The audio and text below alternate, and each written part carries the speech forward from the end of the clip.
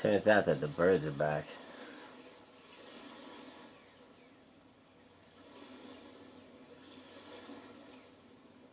I really like when the birds are back.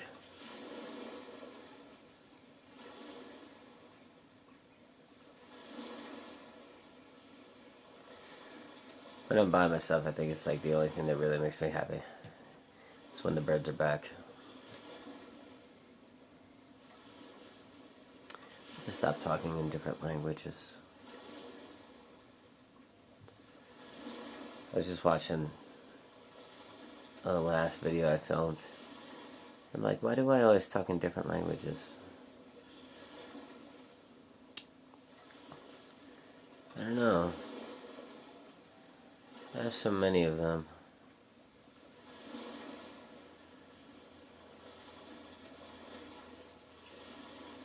I don't really want to use them anymore, though. I just want to use my own voice. It's like, maybe I don't think my own voice is entertaining enough or not good enough or something like that. I just have to, embrace my normal voice, I guess you could say. And just be okay with it.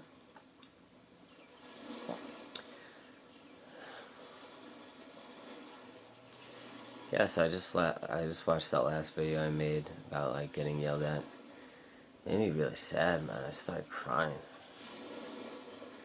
First video was just Hokey Minoki, but the second part 2, it really got to me.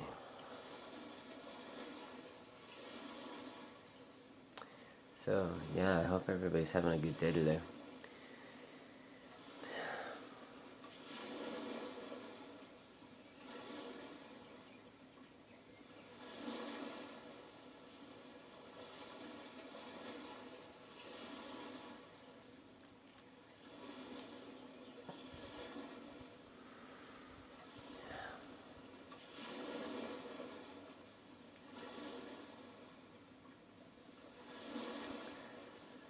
And I kind of found like,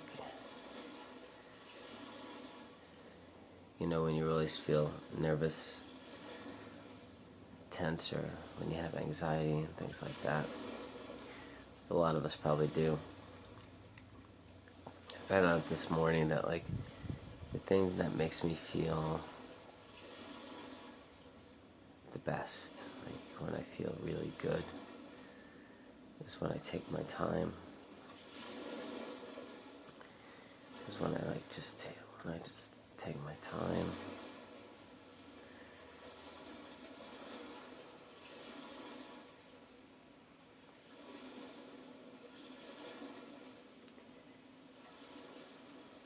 I just think I'm like some kind of overachiever, but this high achiever, but I think the high achiever is just, it's like slowly killing me.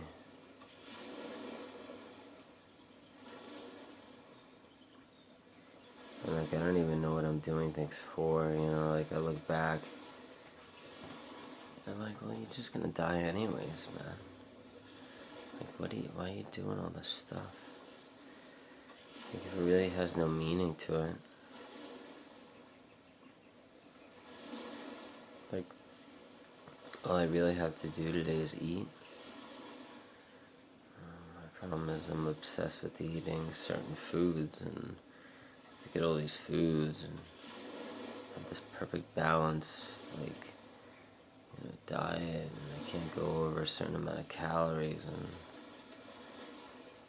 I have to work out every day, and it's like, why do I gotta work out every day? I don't know, man.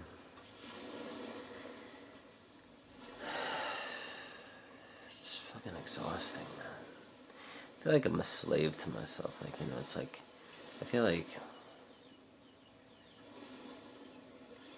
I don't have to be a slave to myself, but I feel like I'm a slave to myself. I feel like, I'm like constantly bullying myself around. And it's just like, well, If you just stop doing everything, just stop. Stop doing everything. What will happen? I wonder what will happen if you just stop doing everything. And I think like what will happen if I stop doing everything is like I'll really either get really bored or like all this stuff will come up and I'll be like all the stuff that I haven't dealt with for forever, will come up and it'll be like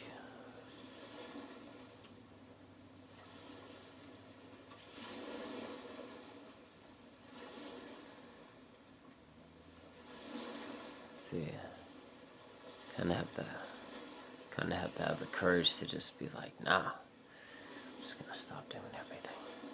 If the world falls apart, or if I end up like in a mental breakdown, just crying constantly, and that might just happen. But to not be scared of it, that's the hard part. To give up all your escapisms, all the things that you do to avoid, whatever you're avoiding. For me, it's never being still and always being, this high-achieving person that appears confident, and has this amazing body, and all this other shit.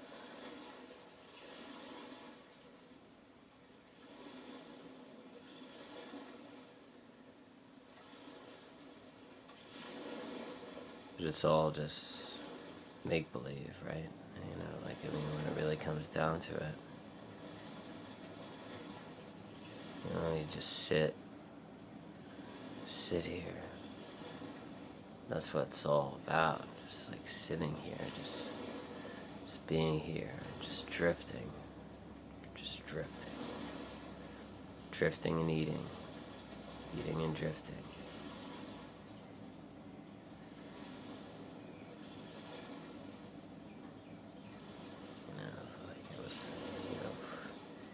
It was like a tribal society. People that don't do anything, that just sit and drift, will be the first ones to be exiled and thrown out of the tribe or to be killed. Because the tribal members would be like, what's that person over there doing nothing? They need to die. We need to kill that person. Or they get really angry at you for not doing anything. Or they just throw you out. You would most likely, I don't know, man. Maybe there'd be some girl in the tribe that'd be like, that's cool that you're not doing anything. I'm gonna sit down next to you and do nothing too. I think if you took a poll in America and asked people if you could just stop doing shit, if you could just stop and stop doing things, would you? And I guarantee you 90% of Americans would be like, hell yeah. I just want to fucking stop and do absolutely nothing. Nothing. Because it's all meaningless bullshit anyways. But then if they had children, they had kids, they gotta keep going to feed those kids. If they got a car, they gotta keep going to feed, pay off that car insurance.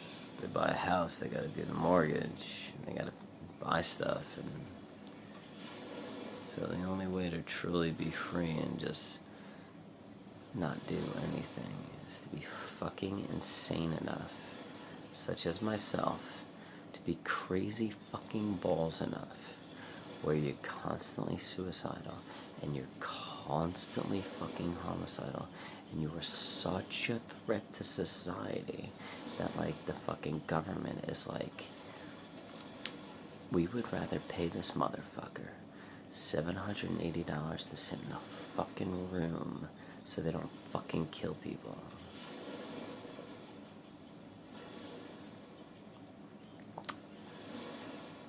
And that's the only way to be completely free and to do absolutely fucking nothing. To be fucking such a threat to society. where society is like, yeah, we would rather just pay you a little bit of change every month. Take it out of the military budget so you don't fucking like slaughter an entire fucking airport or a fucking school district or a fucking shopping mall.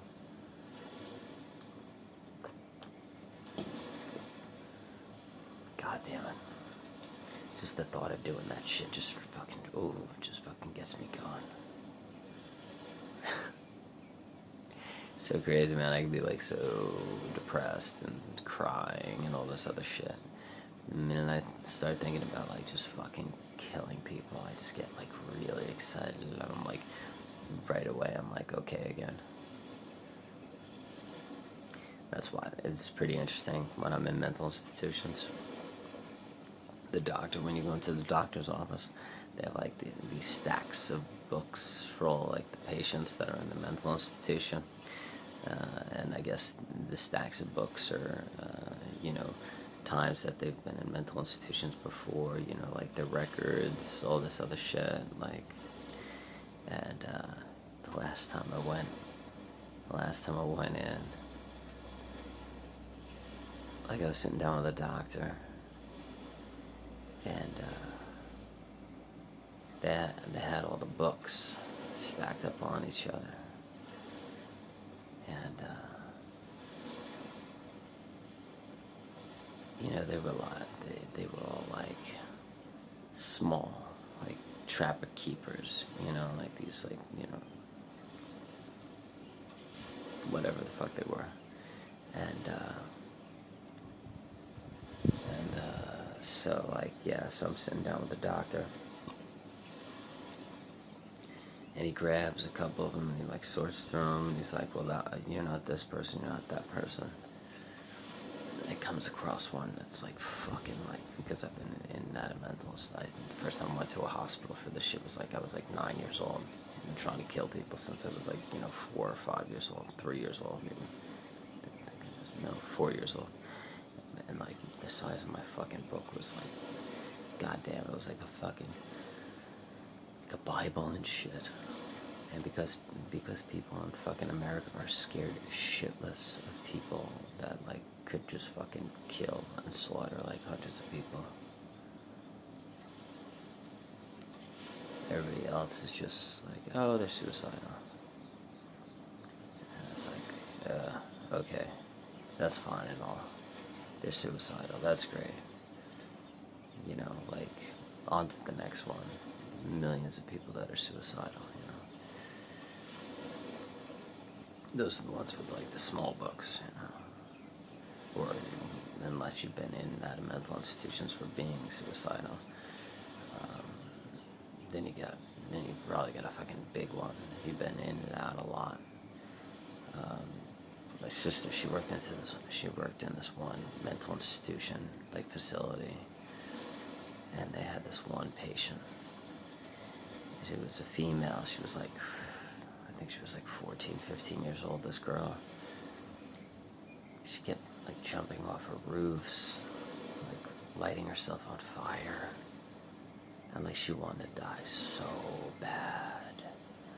Like I think she was like OCD with wanting to die. It was like my sister, she said she's never seen anything like it before. It was like fucking crazy. And like, dude, some people just got it so bad. Some people got it bad. Other people got it bad. And you never know who's got it bad and who's got it bad. That made no sense. But you never know. I mean, some of us are like just, oh my God. Like, and other ones are like, yeah, we're pretty bad. But then there's other ones and you're like, oh my God, man. Like, oh my God. And I know it's not healthy to compare yourself to anybody. The only time you should ever compare yourself to anyone is the person you were yesterday. Like, are you better off today than you were yesterday? Well, that's a good thing. Are you more fucked up today than you were yesterday? Okay, so what was different about yesterday? But, if you're, you're borderline personality disorder, I was the like euphorically happy, like around like 10 a.m. Like I was present and everything was great. And then like around 12 I was a fucking wreck and I was crying, and then like now I'm like, I guess I'm getting better. It's like hour to fucking hour, minute to minute, you know, and like that's why this fucking disorder is the goddamn worst, man. Like being bipolar's fucked in the head too. Goddamn, I hate being bipolar. But man, being bipolar and being like fucking borderline personality disorder, oh my god, man, like our lives are a fucking nightmare, man. Like you never feel okay. And the minute you feel okay, wait an hour. And then, you know, you're on meds, and then the meds might work, or the meds might fuck you up even more. I don't know, man. It's like, what's the fucking point? What's the point of even being, like, no, I don't want to say what's the point of even being alive, but I mean, like when I'm really bad off, when I have days like this, like, I'm afraid to go outside. That's why I'm filming so many fucking videos today. Because I'm terrified to go outside. I don't want to go out there. But why the fuck am I scared to go outside? I don't even fucking know. I was outside yesterday, and I was fine. But today I'm fucking scared of people. I don't want people to see me. The fuck is that shit about? And that's why I fucking hate being alive. No, this is why I fucking hate this disorder, or whatever you want to call this thing. But it's just like, it's fucking like hour to hour, day to day. It's just like, it's so fucking goddamn unpredictable. It just makes you want to fucking cry your eyes out, because you're just fucking never okay. And if you think you're okay, like I said, wait a fucking hour, and an hour later you might be fucking a wreck. I'm getting frustrated and pissed off actually right now, because I'm like fucking like actually talking about it. No, you know what? It just fucking sucks, man. My sister's fucking scotch-free, man. That motherfucker ain't got a problem in the goddamn world, man. She raises 2 kids. She has a fucking great life. Everything's fucking honky-dory. She's got a fucking, like, loving husband type figure. Like, she's happy. She's got stressful days and shit like that, but, like, she rebounds. She gets over that shit.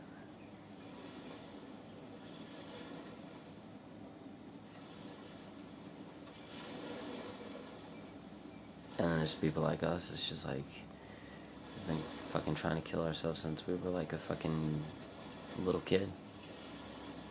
That shit ain't fucking right, man. That shit just ain't fucking right. And nobody gives a fuck.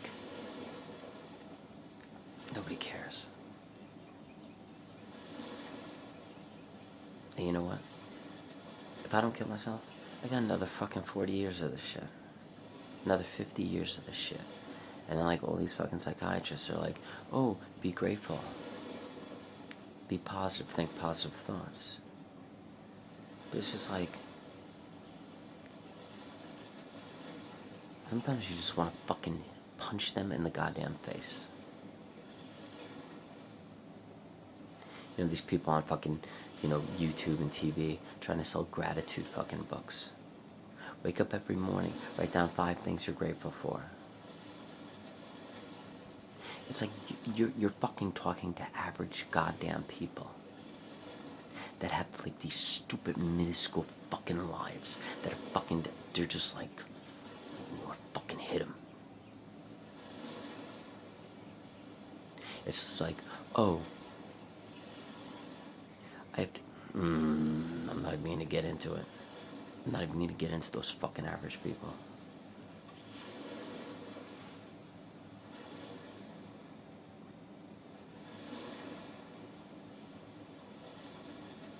It's like they're so scared of fucking dying. I would fucking pay money to fucking die.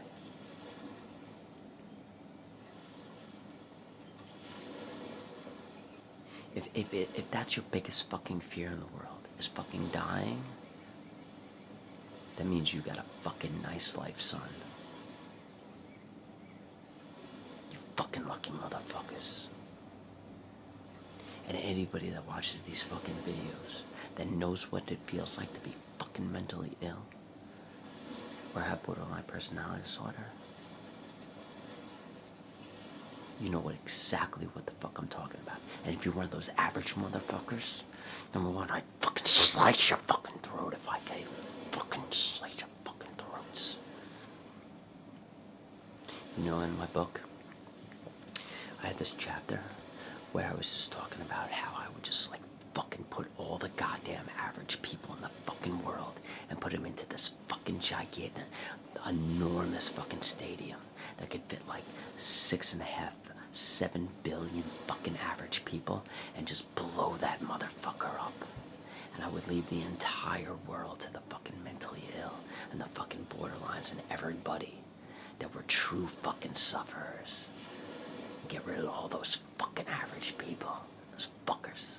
Yeah, that's what I'm talking about. That's what I'm fucking talking about. That's where it's really fucking at.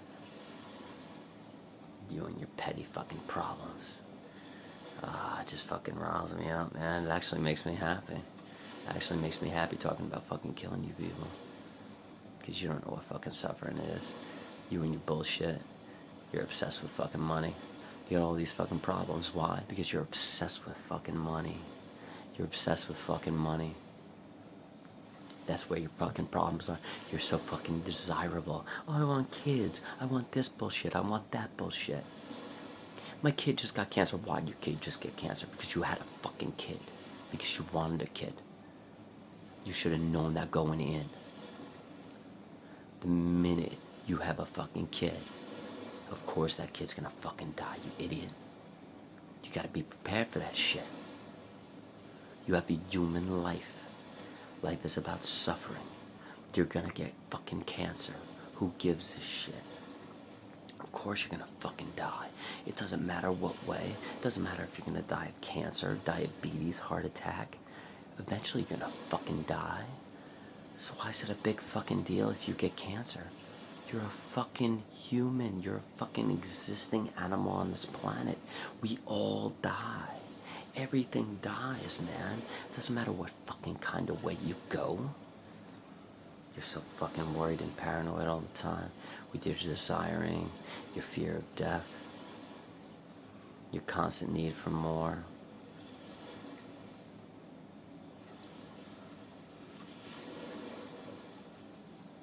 Here I am just trying to make it through a fucking day. Crying 1 hour. Fucking euphorically, blissfully, present moment happiness the other hour.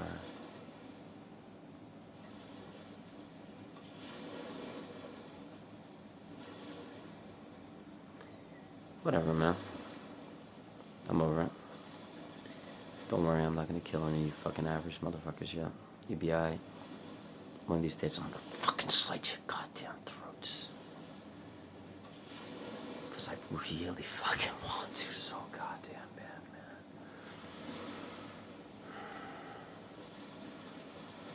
You wanna know why I wanna fucking slice your fucking throat so bad? Because you got it so fucking easy. And you worry about these petty average suffering problems. You're so fucking lucky. Be grateful, motherfuckers. Oh, I'm grateful for this. I'm gonna wake up every morning. Write in my fucking gratitude notebook because I make fucking $70,000 a year because I'm consistent enough in my behaviors and my emotions to actually keep a functioning normal job.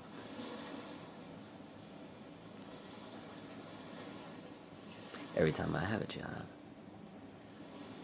I remember this one time I was a preschool teacher. This was some fucking horrendous shit. I did this to this kid several times. Kid was 3 fucking years old. 3 goddamn years old. And it was in another country.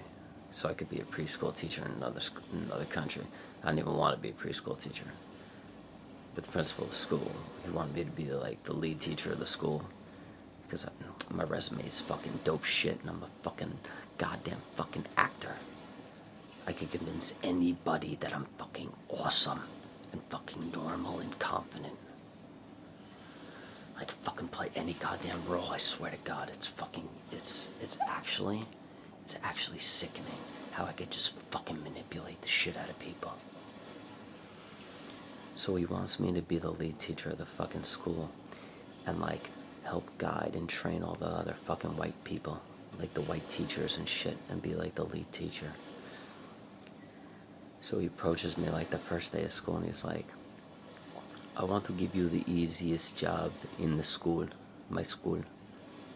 So you will be teaching preschool. And I said, dude, I've never taught preschool a day in my life. I'm more of like a high school teacher, middle school teacher. He's like, no, you will be great. You're funny. I like your personality. You know, you're very entertaining. You teach preschool. So I could observe all the other white teachers, you know, that kind of thing. So I remember I had this one kid, his name is Johnny. And in this country, some people have, like, you know, American names, but it was a foreign country. And I remember, you know, like, Johnny was one of those smart-ass fucking 3-year-olds, you know? Like, where you just knew the motherfucker was up to no good and you just fucking didn't like him.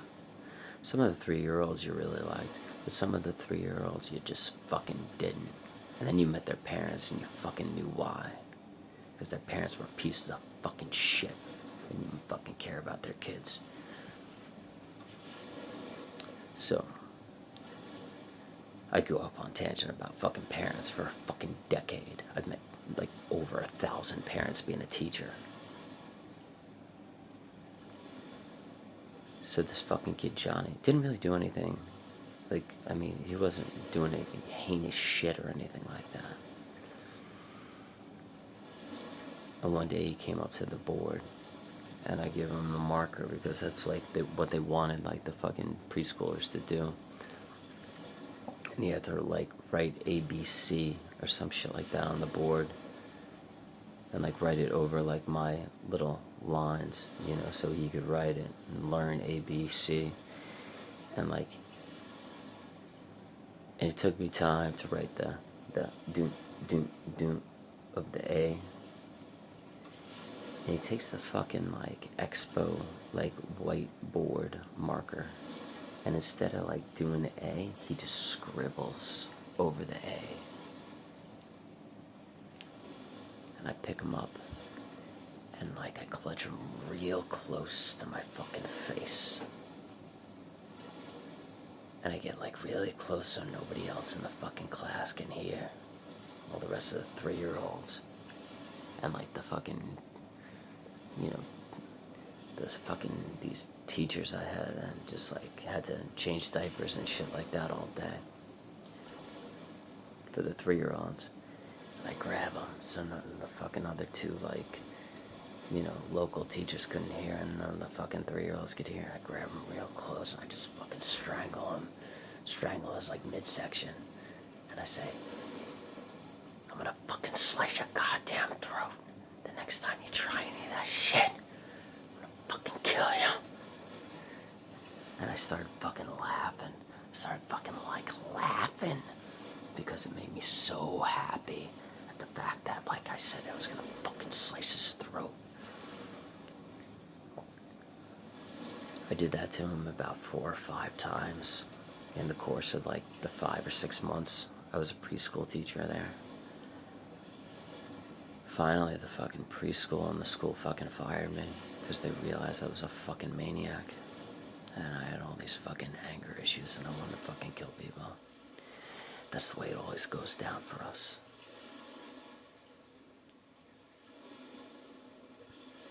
Borderline personality disorder people.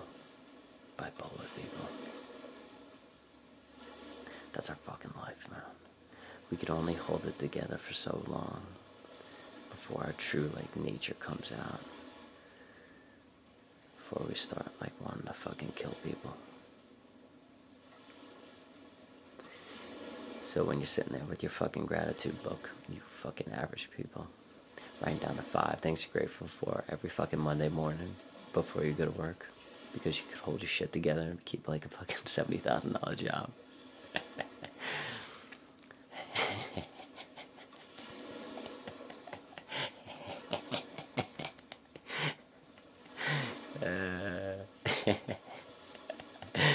Gratitude books.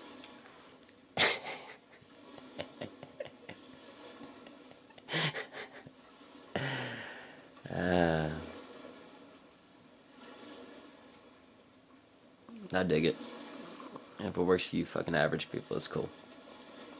It might also work for you fucking mentally disabled people and you fucking borderline personality disorder people. It might. It might work at 9 a.m. But by 10 a.m., that gratitude book is fucking out the window, homeboy.